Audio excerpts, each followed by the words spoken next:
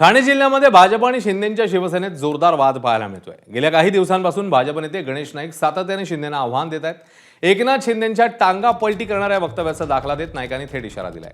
मला हलक्यात घेऊ नका असंही नाईक म्हणाले। सोबतच हे वक्तव्य मी वैयक्तिकपणे करतोय असंही नाईकांनी म्हटलं। आता सन्माननीय एकनाथ शिंदे काय बोलतात, एकनाथ शिंदेला हलक्यात घेऊ नका, मग टांगा पलटी घोडे फरार।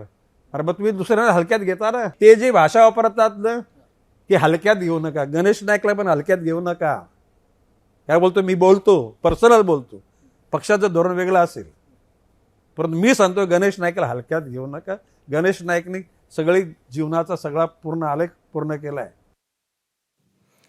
तर नाईकांच्या वक्तव्यानंतर शिंदेच्या शिवसेनेकडून प्रत्युत्तर आलंय। शिवसेनेचे नेते आणि मंत्री शंभूराज देसाई यांनी थेट नाईकांनाच टांगा पलटी करण्याचा इशारा दिलाय। त्यामुळे ठाण्यात भाजप शिवसेनेतला संघर्ष आणखी चिघळण्याची शक्यता आहे।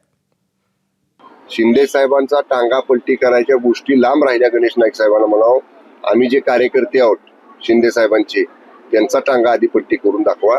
आम्ही सुद्धा शांत आहे, म्हणजे आम्ही महायुतीत आहे म्हणून शांत आहे। आम्हाला जर शिंदे साहेबांनी आदेश दिला तर साहेब राहू देत बाजूला, साहेबांचा याच्याशी काय संबंध नाही। आम्हीच गणेश नाईकांचा टांगा कुठं फरार करू ते त्याला सुद्धा कळणार नाही। महायुतीच्या समन्वय समितीमध्ये हेच ठरलं आहे की मतभेद आणि मनभेद होऊ नये, कुणी टोकाचं बोलू नये। त्यामुळे मला असं वाटतं आम्ही गणेश नाईक साहेबांशी पुन्हा बोलू, गणेश नाईक साहेबांशी चर्चा करू, कुणाकडनं काय झालंय तपासावं लागेल। एबीपी माझा, उघडा डोळे बघा नीट।